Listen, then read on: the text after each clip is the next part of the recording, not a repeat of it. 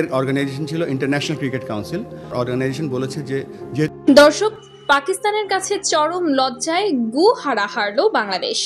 আর তাই বাংলাদেশের এমন লজ্জায় ম্যাচ হেরে যাওয়ায় সংবাদ মাধ্যমে এসে যা বলল বিসিবির সভাপতি আমিনুল ইসলাম বুলবুল।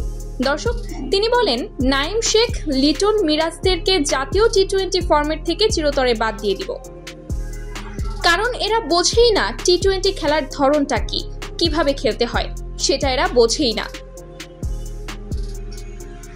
যা আমি কখনো ভাবতেও পারিনি, নিজের মাঠে এমন এক লজ্জার রেকর্ডের সাক্ষী হব, আমি এটা কল্পনাতেও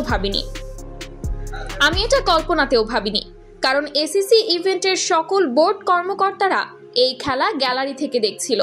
যা বাংলাদেশের এমন খেলা দেখে তাদের ধারণা হবে বাংলাদেশ মনে হয় খেলাই বোঝে না, যা সত্যি আমাকে হতাশ করেছে। দর্শক, মিরপুরের উইকেটের আচরণে যেন আমূল বদলে গেল সিরিজের শেষ ম্যাচে এসে। 3 ম্যাচের টি-20 সিরিজের তৃতীয় ম্যাচে বাংলাদেশের বিপক্ষে আগে ব্যাট করতে নেমে 178 রানের পুঁজি দাঁড় করিয়েছিল পাকিস্তান। জয়ের জন্য বাংলাদেশের লক্ষ্য ছিল 179 রান। বল হাতে দারুণ ছন্দে ছিলেন নাসুম আহমেদ। পাকিস্তান ধুম ধারাক্কা ব্যাটিংয়ে টাইগার বোলারদের তুলোধুনো করে রান তুলেছেন 2 পাক ওপেনার। দুজনের টর্নেডো ব্যাটিংয়ে পাওয়ার প্লের 6 ওভারে বিনা উইকেটে 57 রান তোলে পাকিস্তান। পাওয়ার প্লে শেষেও চলেছে 2 ওপেনারের তাণ্ডব। ঝড়ো ব্যাটিংয়ে রান তুলেছেন দুজন। ওপেনার জুটি থেকে এসেছে 82 রান। সাহিবজাদা ফারহান তুলে ফেলেন 50। 15 বলে 21 রান করে বিদায় নেন সাইম। আরেক ওপেনার ফারহান দলের 93 রানের মাথাতে 41 বলে 63 রানের ইনিংস খেলে বিদায় নিয়েছেন। দুজনকেই ফিরিয়েছেন নাসুম আহমেদ। কড়া হারেসকে ফেরান তাসকিন আহমেদ।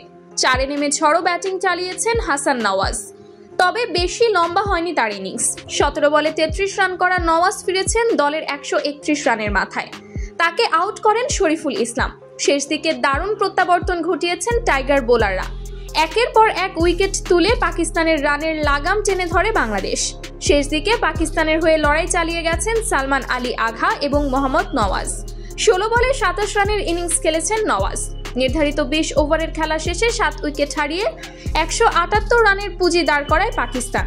বাংলাদেশ জবাবে মাত্র 25 রানের মাথায় 5 উইকেট হারিয়ে বসে। এরপর আরও 2 উইকেট হারিয়ে ম্যাচ থেকে একেবারেই ছিটকে পড়ে বাংলাদেশ। তবে শেষ দিকে টাইগার বোলারগণ একটু লড়াই করলেও শেষ মুহূর্তে অল আউট হয়ে ম্যাচ হেরে যায় বাংলাদেশ।